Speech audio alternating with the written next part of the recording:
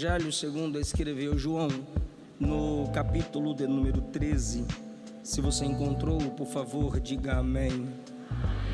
O versículo 1 diz assim: um pouco antes da festa da Páscoa, sabendo Jesus que havia chegado o tempo em que deixaria este mundo e iria para o Pai, tendo amado os seus que estavam no mundo, amou-os até o fim. Capítulo 14, por gentileza, que é a continuação do que Jesus ensina no 13. Não se turbe o vosso coração. Creiam em Deus, creiam também em mim. Na casa de meu Pai há muitas moradas. Se não fosse assim, eu teria dito a vocês: vou preparar lugar para vocês.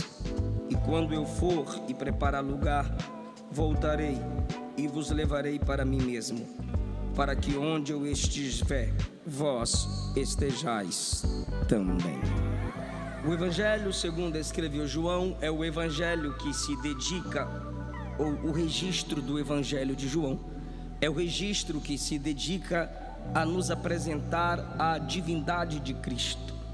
Se você não tiver uma teologia bíblica em mente, ou seja, se você não conhece as Escrituras a partir do Antigo Testamento, ou não tem familiaridade com as cartas dos apóstolos que tratam sobre o poderio, a eternidade e os atributos divinos de Jesus, ao chegar no Evangelho segundo escreveu João, você pode se assustar, porque Mateus, Marcos, Lucas se preocupam com a humanidade de Jesus, com a sua genealogia, com profecias com respeito ao seu ministério messiânico.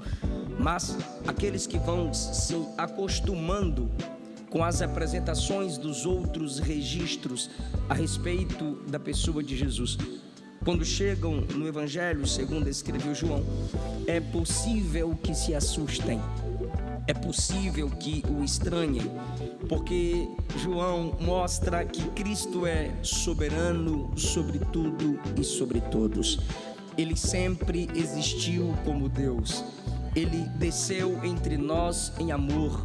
Ele encarnou, assumiu a nossa natureza humana para, como um humano, dependendo do Espírito do Pai, vencer todas as lutas que nós também enfrentamos. Jesus, no Evangelho segundo escreveu João, é onde nos deixou seus maiores e mais profundos sermões. O motivo, o propósito deste Evangelho está na sua conclusão.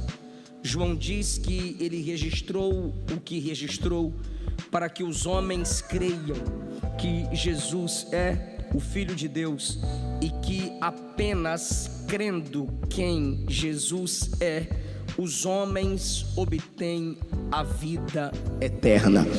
É imprescindível que nós nos submetamos aos textos do Evangelho segundo escreveu João, principalmente nessa geração em que vivemos. Hoje à tarde eu fiz uma live apologética com o pastor Átila Ribeiro sobre uma das heresias dos testemunhas de Jeová, onde eles se esforçam para afirmar que Jesus é um Deus menor, que Jesus não é o mesmo em essência com o Pai. E a partir do Evangelho segundo escreveu João, nós conseguimos mostrar aos que estavam presentes: sim, Jesus é Deus. Jesus não era um homem entre os homens falando de um Deus. Jesus era Deus homem entre os homens falando de si mesmo, porque ele sempre esteve ligado ao Pai. A encarnação de Jesus é um mistério. Paulo chama a encarnação de mistério. A encarnação de Jesus também é exemplo de humildade. Filipenses 2, a partir do versículo 7, Paulo diz que mesmo sendo Deus, não teve por usurpação o ser igual a Deus, mas humilhou a si mesmo e assumiu a forma de servo, e assumindo a forma de servo, torna-se semelhante aos homens, e é obediente até a morte, e morte de cruz. Se os irmãos lembrarem de Mateus capítulo 4, na tentação de Jesus, o diabo diz: se tu és filho de Deus, transforma estas pedras em pães. E Jesus responde: nem só de pão vive o homem, mas de toda a palavra que sai da boca de Deus. A tentação do diabo em Mateus 4 é para que Jesus prove sua divindade. E provar sua divindade não era difícil para Jesus, pois é o que ele é e sempre foi em essência. Então o diabo diz: prove que tu és Deus. E Jesus responde: nem só de pão vive o homem. O que Jesus estava dizendo é: não vou te encarar como divino, vou te encarar como verdadeiramente homem que depende da palavra de Deus. Jesus encarnou e o humano dependente da palavra do Pai venceu Satanás no deserto, ensinando-nos que é possível você ser humano e, dependendo da graça, você também vencerá o mundo, o pecado e o diabo. Algumas pessoas pensam que é preciso se angelicalizar. Algumas pessoas querem se comportar como hiper espirituais, super crentes de Jesus. Eles aparentam não sofrer, aparentam não errar, aparentam não passar provações, e quando eles vão no monte orar, eles nem descem falando português. Se alguém pergunta que oração, o varão se empolga e diz: são 11 remeneveia. Não consegue falar a linguagem de quem está diante dele. Super espirituais. Pregadores, eu já fui tentado a falar certo tipo de coisas, como desceu um e-mail aqui, desceu um fax do céu.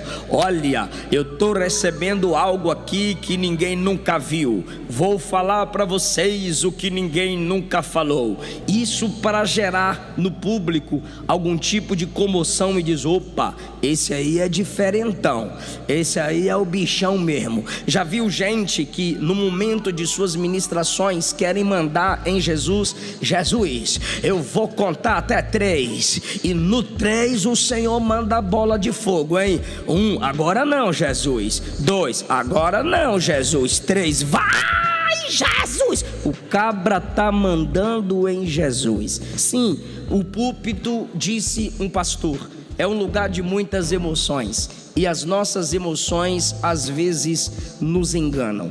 Queremos super espiritualizar aquilo que poderíamos simplesmente demonstrar aos outros que somos simplesmente dependentes de Deus. Se não fosse a graça, o que seria de nós? Ah, irmão, não queiramos nos comportar como anjos nessa terra. Se o próprio Deus encarnou e se tornou homem como a gente, por que a gente quer se angelicalizar? Quanto mais dependentes, quanto mais humanos, quanto mais reconhecendo nossa dependência, mais a graça de Deus se manifestará em nós e através de nós. Sendo esse o propósito de João, mostrar a divindade que se humilhou entre nós, chegamos no capítulo de número 13, onde baseia-se o tema essência. A essência de Jesus é divina. Ele se fez homem, mas após ter cumprido sua missão, encarnado, não é a mentira do espiritismo reencarnado, é encarnado. Hebreus 10:5, corpo me preparastes, estou aqui, ó Deus, para fazer a tua vontade. Aquele que foi sempre espírito, um com o Pai, assume um corpo humano. Tendo ele cumprido sua missão, como diz o capítulo 12, que ele havia glorificado o Pai e haveria ainda de glorificar através da crucificação. E na oração sacerdotal, no capítulo 17, ele diz que a glória que ele tinha antes com o Pai lhe seria devolvida pós sacrifício da cruz.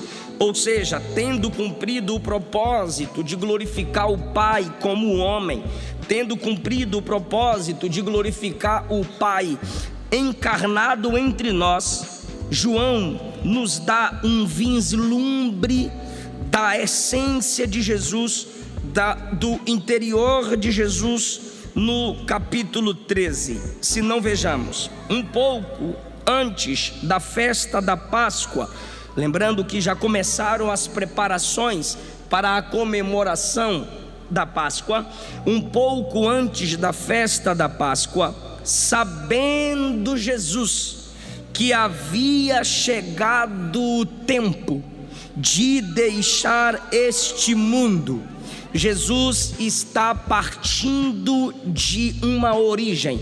Essa origem é este mundo. Sabendo Jesus que deixaria este mundo, este sabendo significa que ele está no controle de uma situação que passa por negação de Pedro, traição de Judas, abandono dos discípulos, prisão no Getsemane, interrogatório religioso, tribunal dos homens religiosos e de Pilatos. Sabendo Jesus que deixaria esse mundo, crucificação. Sabendo Jesus que deixaria esse mundo, sepultamento. Sabendo Jesus que deixaria esse mundo, ressurreição. Sabendo Jesus que deixaria esse mundo, Atos 1 e Lucas 24, ascensão. Sabendo Jesus que deixaria esse mundo, nesse conjunto de fatores que eu acabei de falar para vocês, sabendo de tudo isso, tendo tudo isso em mente, sabendo que deixaria esse mundo, tem algo a deixar, tem algo a abandonar, tem algo a renunciar. Segundo ponto, e que iria para o Pai. Jesus não tem em mente apenas um lugar que ele deixará. Jesus tem em mente o Pai que o receberá. Jesus não está pensando apenas na negação de Pedro, coisa do mundo. Jesus não está pensando apenas na traição de Judas, coisa do mundo. Jesus não está pensando apenas no jogo político de Pilatos e os sacerdotes, coisa do mundo. Jesus não está pensando, sabendo apenas das traições humanas que são coisas do mundo. Jesus não está pensando apenas na zombaria dos soldados, que é coisa deste mundo.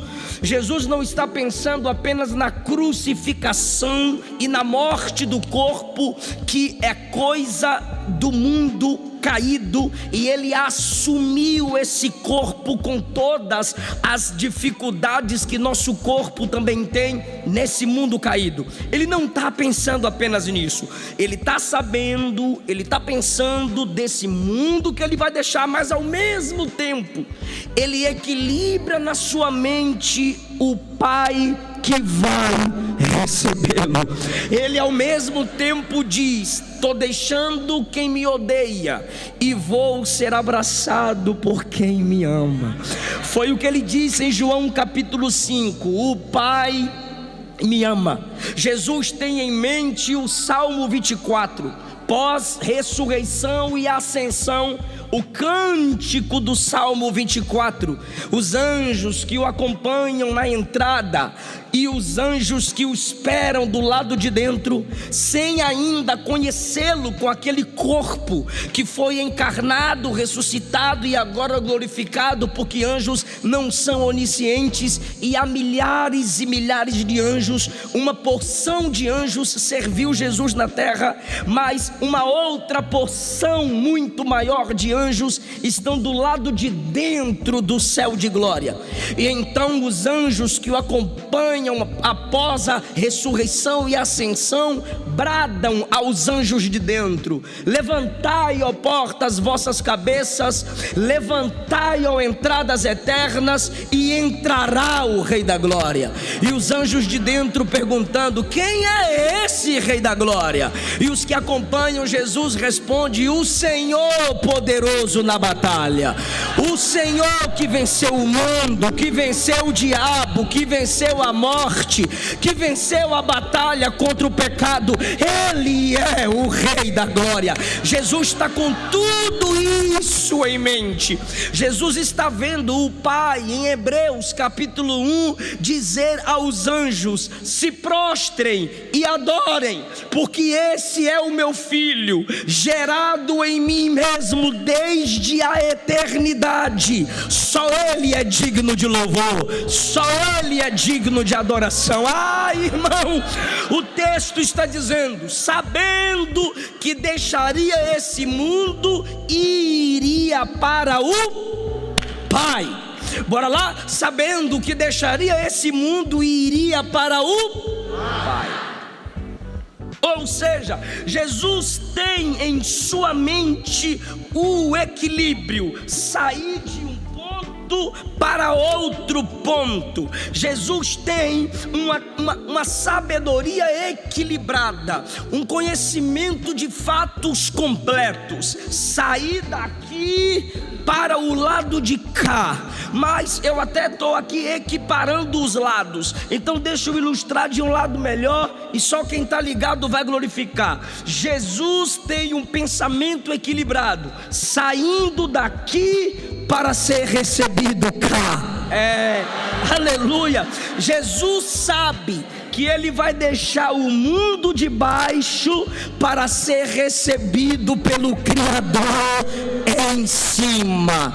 Talvez você ainda não esteja entendendo. Você estará preparada e estará preparado para enfrentar o ódio desse mundo, as dificuldades desse mundo, as intempéries desse mundo, se você saber de onde está pronto para sair e para onde você irá. Todo crente precisa ter ponto de partida. E a respeito de Cristo, jamais eu uso o mundo como origem, porque o mundo não originou Jesus e nem a igreja. Jesus veio do Pai, por isso Ele está voltando para o Pai. E a igreja nasceu de Cristo, e quando ela deixa esse mundo, ela está indo para Cristo. É como se entendêssemos a linguagem de Paulo: porque dele, fonte, por ele, processo, para ele, destino, são todas as coisas. Então é assim com Jesus e é assim com a igreja. Ela veio do Pai, é sustentada pelo Pai e vai para o Pai. Aleluia! Jesus, Ele veio do Pai, viveu em comunhão com o Pai e voltou para o Pai. Então o mundo não é a origem de Jesus, mas se tornou um ponto de partida, porque Ele veio, aqui viveu, daqui Ele voltou. Então o mundo é um ponto de partida. Seremos imitadores, compartilharemos da essência de Cristo, se estivermos em mente o ponto de partida e o nosso destino. Para que ou para onde ou para quem sairemos desse mundo? Tendo dito isto, sabendo disso, estando no controle dessa situação, Ele amou os seus que estavam no mundo. Presta atenção, por favor. Jesus, sabendo que vai deixar o mundo e vai para o Pai, Ele amou os seus que estão, que vão continuar, que vão permanecer no mundo. Isso é o que consola os discípulos. Ele vai deixar o mundo, Mas os que não podem deixar o mundo como ele no tempo dele, são consolados porque receberam o amor dele. Isso conecta a saída de Jesus com a permanência da igreja. Em que sentido? Jesus esteve nesse mundo e sustentado pelo amor do Pai. Agora ele volta para o Pai, e aqueles que ainda não foram para o Pai vão continuar aqui embaixo, sustentados pelo amor do Filho. É como se João estivesse dizendo: leitores do século 21, aquele que foi, deixou o amor para sustentar os que ficaram.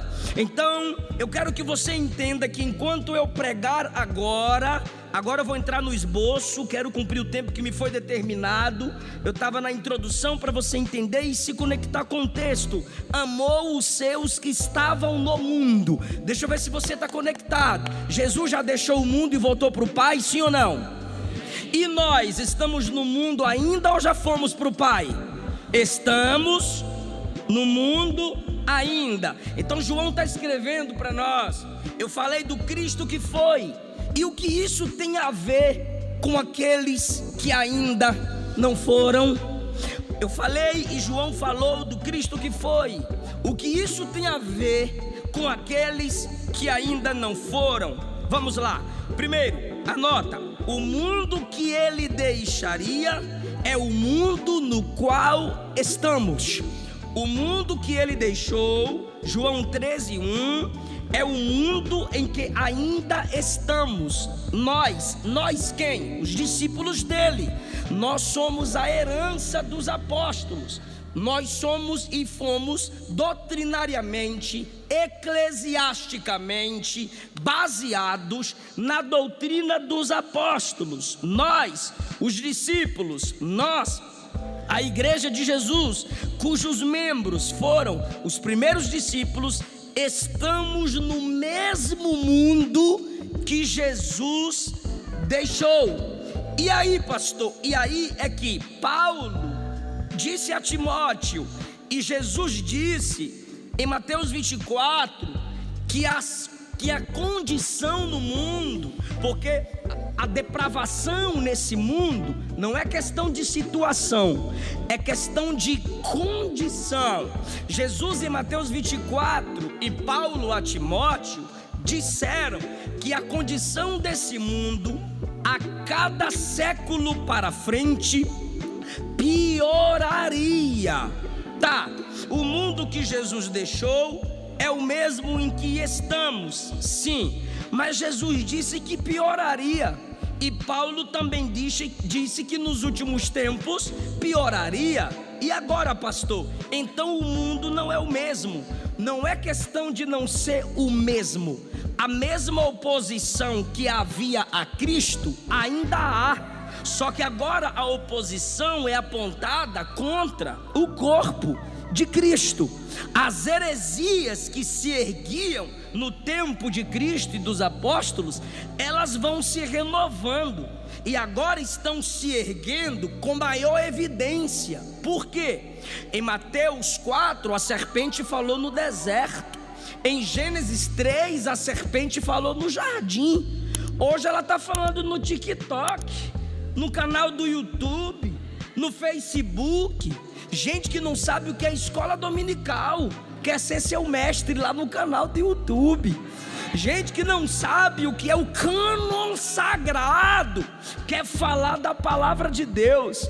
Gente que nem faz parte da igreja, quer se assumir com síndrome messiânica no canal do YouTube para falar mal de igreja e de pastor. E o que eu acho incrível, e isso já me estressa, é que tem jovem e adolescente, net crente, que respeita mais o youtubobo, que nunca serviu ceia para ele nem para ela, nunca deu um conselho para o pai dele nem para o pai dela.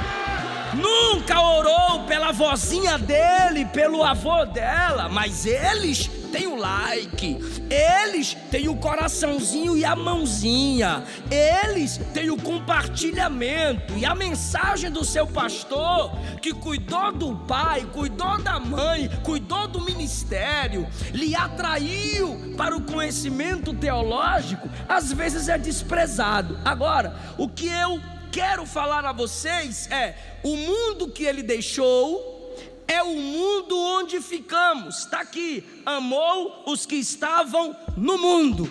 E eu me pergunto e respondo, é pergunta retórica: será que esse mundo está mais forte? Eu posso dizer que ele está pior, mais podre, mais inimigo, mais odioso. Mais forte não, até porque mesmo se esse mundo estivesse mais forte, não seria ameaça para nós. Por quê? Porque a mesma Bíblia que diz: por se multiplicar a iniquidade, o amor de muitos se esfriaria, a mesma Bíblia que diz que nos últimos tempos se aumentaria o ódio do coração dos homens, também diz: nos últimos dias derramarei do meu espírito sobre toda a carne. Nos últimos dias levantarei mais profetas e profetisas. Então, querido, a gente só pode dizer que o mundo está mais forte se nós estivermos mais fracos. E eu estou aqui para dizer a essa juventude e essa igreja: nananina não. O mundo pode estar mais forte, a igreja também estará a cada dia mais forte. Se o mundo vem preparado de lá para cá, a igreja também vai preparada daqui para lá. Jesus já nos avisou que as armas estariam disponibilizadas. Não é porque um caiu, não é porque alguém errou, não é porque uma igreja local faliu ou fechou, que a igreja está fraca. Se o mundo se equipa com a obra da carne, se o mundo se equipa com o pecado e com o diabo, a igreja se equipa com o Pai, com o Filho e com o Espírito Santo. Alguém pode adorar o Deus que nos fortalece? Tudo posso naquele que me fortalece. O mundo que ele deixou é o mundo que nós estamos. Segundo lugar, ele deixou o mundo depois de vencê-lo. Foi ele que disse aos discípulos no sermão que ele começa a partir do capítulo 13: eu venci o mundo. Então João 13:1 está dizendo: já estava chegando a hora de Jesus deixar o mundo. E Jesus só deixou o mundo porque venceu o mundo. Querida de Deus, querido de Deus, quem não vence o mundo não é capaz de deixar o mundo. O que é ser vencido pelo mundo, pastor Eliseu? É você estar enraizada, é você estar enraizado nas concupiscências desse mundo. O que é concupiscência desse mundo? Que o próprio João, que escreveu a epístola, falou para nós: concupiscências são desejos descontrolados. Qualquer moça, qualquer rapaz habitando num corpo humano possui desejos, são instintos que o próprio Criador colocou em nós, o instinto da multiplicação. Por isso a gente quer casar, o instinto da multiplicação. Por isso a gente quer comprar, o instinto da multiplicação. Por isso a gente quer crescer, o instinto de proteção. Ó, não venha não, se tu vier tu leva. É o instinto de proteção. Foge, corre, medo, se esconder, instinto de proteção. Ele também colocou em nós o instinto de comunhão, o desejo de estar juntos, o desejo familiar, o desejo de congratular, instinto de comunhão. As pessoas buscando comunhão com Deus em falsas religiões, estão buscando contato com as coisas espirituais em ambientes das trevas. O que é isso? O instinto de comunhão está no ser humano desde a sua essência. Lá em Gênesis 2, tudo Deus colocou no homem, só que antes do pecado era tudo controlado. Crescei, multiplicai, fazei frutificar, proteger o jardim, cuidar da família e ter comunhão com Deus. Escute-me, estava tudo isso dentro de Adão. Você vê tudo isso em Caim, depois do pecado. Instintos descontrolados. Ele tem o desejo de comunhão. Ele sai do jardim, se casa. Caim cresce e o homem agora se casa. Desejo de comunhão. Onde ele vai morar? No oriente do jardim do Éden. Ele tem saudade da comunhão lá de dentro, pelas histórias que seus pais contavam. Instinto de proteção. Ele diz a Deus: quem me encontrar vai me matar. Ou seja, ele estava com medo de ser assassinado. E Deus diz: não, vou colocar uma marca em ti, para que ninguém possa te matar. E o que ele constrói depois? Uma cidade, e habita nela. Instinto de proteção. Tudo isso está em nós. Só que quando o mundo me domina, eu tenho esses instintos descontrolados. E aí o jovem, o ser humano em si, não só os jovens, perdoe-me, o ser humano em si, com instinto descontrolado, vivem na prática do pecado, vive na prostituição, vive na prática do adultério, porque o instinto de multiplicação está descontrolado, o instinto de comunhão está descontrolado, busca Jesus em lugares errados, instintos de aquisição, fazendo compras ou se aliando a pessoas que parecem estar crescendo na vida de modo fácil, dinheiro fácil, riqueza fácil, mentindo, roubando, enganando. Isso é coisa desse mundo. Desejos descontrolados. Esse mundo é um sistema que se opõe às coisas de Deus. Jesus deixou o mundo depois de vencê-lo. Como é que eu venço então, pastor, esse sistema mundano que me puxa para baixo? Olhando para Jesus. Ele inicia seu ministério jejuando. Ele inicia seu ministério, eu repito, jejuando. Tem gente que inventa jejum para tudo, menos para crescer na comunhão com Deus, menos para ficar a sós com Deus. E o jejum, primariamente, o jejum em seu propósito original é matar a carne, é controlar os instintos, é dizer para o meu eu: não é a minha vontade, é a vontade dele, não sou eu que me governo, é a palavra que me governa. O jejum nos humilha, o jejum nos coloca para baixo, o jejum mostra para nós que nós não mandamos em nada, que ele é o soberano. O jejum mostra para nós que é melhor ser fiel do que ser feliz,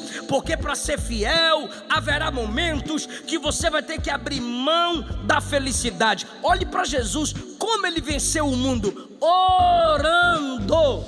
Lucas diz que havia uma grande multidão esperando ouvir Jesus pregar, e ele se retirou para orar. Antes de perguntar aos discípulos o que diziam dele, ele foi orar. Para escolher os discípulos como apóstolos, ele orou a noite inteira. No dia que foi batizado, ele foi batizado debaixo de oração. Jesus até até na cruz orou: Pai, perdoa, porque não sabem o que fazem. Jesus, em João 17, orou pela futura igreja que ainda o conheceria. E sabe o que é que Jesus está fazendo agora à direita do Pai? Intercedendo por nós. Irmão, o modo de vencer esse mundo é orando. Filho, filha, filho de Deus, moça de Deus, você não vai vencer mágoas vendo videozinho engraçado do TikTok. Você não vai vencer depressão vendo comediantes no YouTube. Filho, você não vai vencer a prática da masturbação e a pornografia ficando na internet até 4 horas da manhã. Quem deixa de orar vive no pecado, mas quem vive na oração deixa de pecar. Não tem outro caminho. Quer vencer esse mundo? Para deixar esse mundo, só através da oração. A oração é a única ponte que liga, que conecta a minha fraqueza ao poder de Deus. A oração é a única ponte que faz com que Jesus me tire do lamaçal, como disse o salmista no Salmo 40, e firme os meus pés na rocha. Eu tenho dito isso ultimamente, e alguns jovens têm testemunhado que essa palavra impactou o coração deles. Então eu gostaria que principalmente os jovens, por gentileza, por favor, dissesse a uma pessoa só do seu lado, olhe para ela e diga assim: um crente fraco de joelhos é mais forte do que 1000 demônios de pé. De joelho, irmão. Alguém está entendendo essa palavra aqui? Jesus, leva-nos de volta para a oração. Jesus, desperta-nos para falar contigo. Se for necessário Deus afastar certas pessoas da sua vida, que Ele afaste. Se for necessário geradores para você se lembrar da presença do Consolador, que Ele gere. Ele prefere te ferir do que te perder. Ele prefere você ferido do que perdido. Então volte a orar. Jesus deixou o mundo depois de vencê-lo, jejuando, orando. Terceiro lugar, Jesus deixou o mundo para ficar com o Pai. Deixa eu te fazer uma pergunta: quais são suas prioridades? Você já deixou o momento de futebol para ficar com o Pai? Você já deixou o namoro escandaloso para ficar com o Pai? Você já deixou aquele emprego que tinha que mentir para se dar bem, só para ficar com o Pai? Você já deixou a cama na madrugada só para colocar o joelho no chão e ficar com o Pai? Se você não exercita isso diariamente, dificilmente você vai ouvir o toque da trombeta para deixar o mundo e ficar com o Pai. Intimidade com o Pai não é de uma hora para outra. Quer intimidade com o Pai, tem que aprender a deixar esse mundo nas pequenas coisas. Lembra de Ló e a sua mulher com dificuldade para abandonar Sodoma? Lembra de Orfa, a nora de Noemi, com dificuldade para deixar Moabe? Lembra de Judas com dificuldade para deixar o amor ao dinheiro? Lembra de Alexandre o latoeiro abandonando Paulo, deixando sozinho? Tem muita gente assim. Qualquer luta, qualquer prova, qualquer dificuldade, larga Jesus. Está no culto, ama Jesus, tá num show mundano, cervejinha na mão, aí a artista vai cantar uma música gospel, fecha o olhinho e diz que ama Jesus. Não larga uma lata de cerveja por causa de Jesus, vai deixar o mundo por causa do Pai. Não larga um namorico escandaloso por causa do Evangelho, vai abandonar o mundo por causa do Pai. Não vai. Intimidade é construção. Ora 10 minutos, no outro dia já quer orar 20 minutos, no outro dia quer orar 30 minutos, no outro dia quer orar 3 vezes, daqui a pouco quer passar a noite na presença do Pai. Pastor, mas quando eu quero orar de noite eu durmo. É melhor dormir na presença do Pai do que dormir fora dela. Ai, irmão, esse mundo é muito confortável.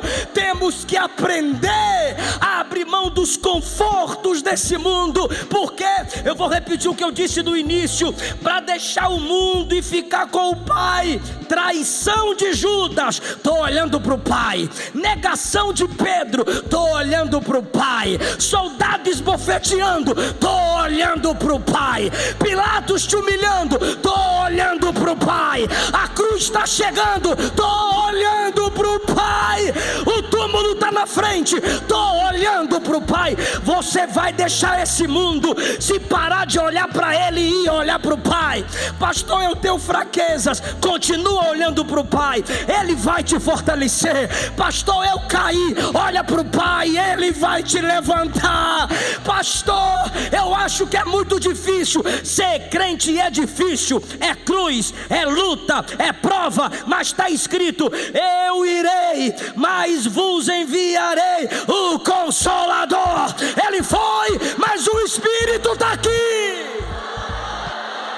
Ele foi, mas deixou o Consolador. Levante a mão, por favor. Essa igreja eu já vi que ela ama a palavra. Fala comigo: eu sei que Consolador é aquele que me ajuda na dor.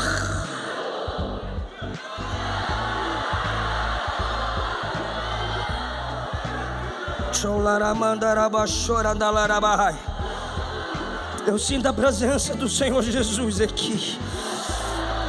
Ele deixou o mundo para ficar com o Pai, porque Ele sempre deixava as coisas dessa terra para ficar com o Pai em oração. E nós, porque estamos dispostos a renunciar para ficar com o Pai? Deuteronômio capítulo 5, a partir do versículo 30, Deus falou a Moisés: Moisés, eu ouvi Israel dizendo que não queria me ouvir. Eu ouvi eles não querendo se aproximar de mim. Escute isso. Agora eu quero que cada um volte para a sua tenda. Quando Moisés vai se levantando para sair da nuvem e falar para o povo voltar para a tenda, Deus diz: você não sai daqui, fica aqui comigo. Por que que ele disse isso a Moisés? Porque Moisés renunciou ser chamado filho da filha de Faraó. Ele tinha direito à sucessão ao trono, mas ele preferiu sofrer no deserto com o povo de Deus. Moisés, escute-me e veja se não há uma diferença entre muitos dentre nós e nessa geração que ama o mundo. Moisés foi criado comendo o melhor no Egito, sim ou não? Sim. Mas no deserto, quando faltava comida, o que é que o povo dizia? Queremos voltar para o Egito. Moisés não. Moisés foi criado vestindo o melhor. E o povo comia o que no Egito? Cebola, pepino. Moisés comia o melhor. O povo tinha roupa de escravo, Moisés tinha roupa de príncipe.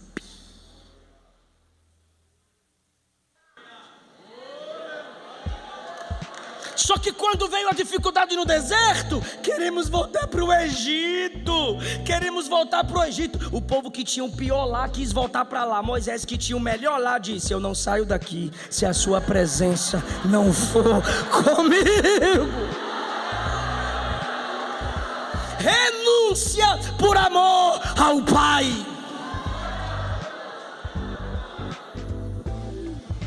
O que você está disposto a deixar determina onde você vai chegar. Daniel, oi, tem palácio, quero. Tem estudo, quero. Tem trabalho, quero. Agora comida, Daniel, é comida de rei, não quero. Por quê? Porque o que é consagrado a ídolos é consagrado a demônios. E o que é consagrado a demônios me contamina. E o que me contamina quebra a minha comunhão com o Pai. Eu não quero. Vou comer legume, mas não como das iguarias do rei. Eu não quebro minha comunhão.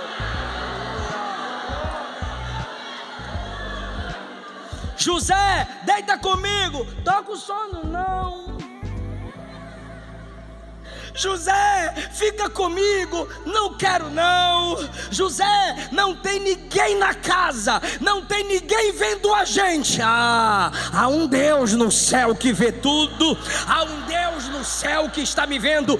Pecaria eu contra meu Deus? José, se você não vem, eu te agarro. A endemoniada foi e grudou na capa de José. José coloca os braços para trás, ela arranca a capa e José corre como quem diz: largo a capa, mas não largo a santidade.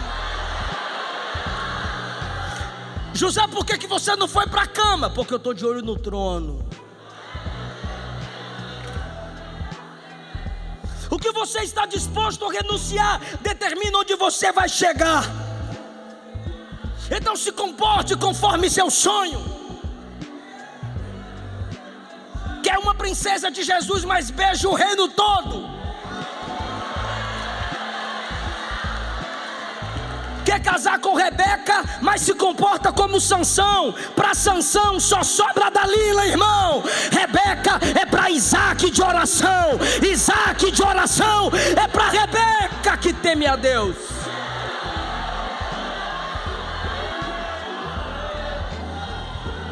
Se comporte conforme seu sonho. Tá lá no seu Instagram, cristão.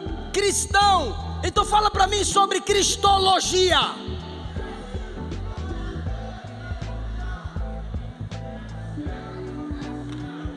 Fala de Cristo para mim. Só sabe falar de coach. Você diz que é cristão, mas só fala de jogos. Fala de Cristo. Me dá uma aula básica de cristologia. Como é que você diz pertencer àquele que você não conhece?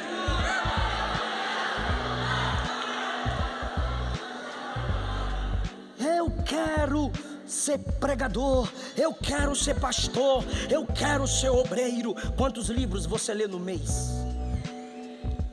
Que horas você dorme? Que horas você acorda? Fazendo o quê? Ele deixou o mundo para ficar com o Pai, porque ele sempre renunciava às coisas dessa terra para ficar com o Pai. E eu termino. Último lugar. Ele deixou o mundo, mas deixou uma promessa para quem iria ficar no mundo. Gostei do glória e do aleluia. Ele deixou o mundo, mas deixou uma promessa para os que ficariam no mundo. Não se turbe o vosso coração. Crede em Deus, crede também em mim. Na casa de meu Pai há muitas. Isso quer dizer que tem muita gente para Ele salvar, para levar para lá. E sua família está dentro desse plano. Sua casa está dentro desse projeto. Não se turbe o vosso coração. Crede em Deus, crede também em mim. Na casa de meu Pai há muitas moradas. Agora eu gosto. Se não fosse assim, eu já tinha falado, mas é. Então por que o Senhor vai deixar esse mundo? Ele explica no 14: eu irei. e vos prepararei lugar. Eu vou para preparar lugar, eu vou para abrir o caminho, eu vou para ser o primeiro representante humano lá. O que é que tem no céu? O Deus que é espírito. O que é que tem no céu? Os anjos que são espíritos. E agora vai chegar alguém com corpo humano glorificado. Ele vai na frente puxando a fila, e quando a trombeta tocar a gente vai atrás. Ele foi preparar lugar. Aleluia. Eu irei e vos prepararei lugar. Primeira promessa: eu irei e vos prepararei lugar. Perdão, primeira promessa: na casa do meu pai há muitas moradas. Segunda promessa: eu irei e vos prepararei. Terceira promessa: e virei outra vez. Vou repetir para ver se a galeria adora igual o púlpito. E virei outra vez. Esse outra vez é uma promessa de diferença, de comparação. Virei outra vez, só que agora é diferente. Eu não vou vir para ser achado numa manjedoura. Quem quiser me ver vai ter que olhar para cima, pois eu virei revestido de glória. Eu não virei cercado de José, Maria e algumas pessoas. Eu virei com miríades e miríades de anjos, tocando a trombeta e atraindo os meus servos de onde eles estiverem.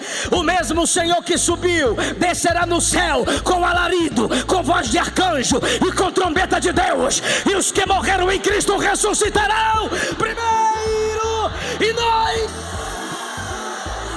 os vivos, seremos arrebatados.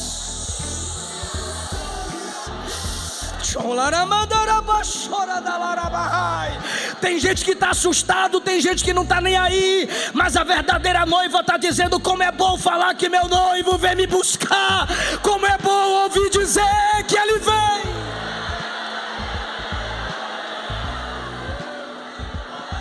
Lá tem moradas, são muitas. Vou preparar lugar. Virei para vos buscar. Agora que é chique. E vos levarei para mim.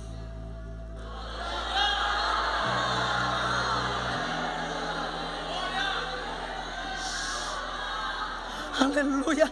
Eu sei que você já disse: eu quero ver Davi, eu quero ver Paulo, eu quero ver João, o John, eu quero ver o Peter. Mas Jesus está dizendo: primeiro você vai ver a mim. Eu vou te arrebatar para mim. Você vai ficar comigo. E vos levarei para mim mesmo, para que onde eu estiver, vós estejais também.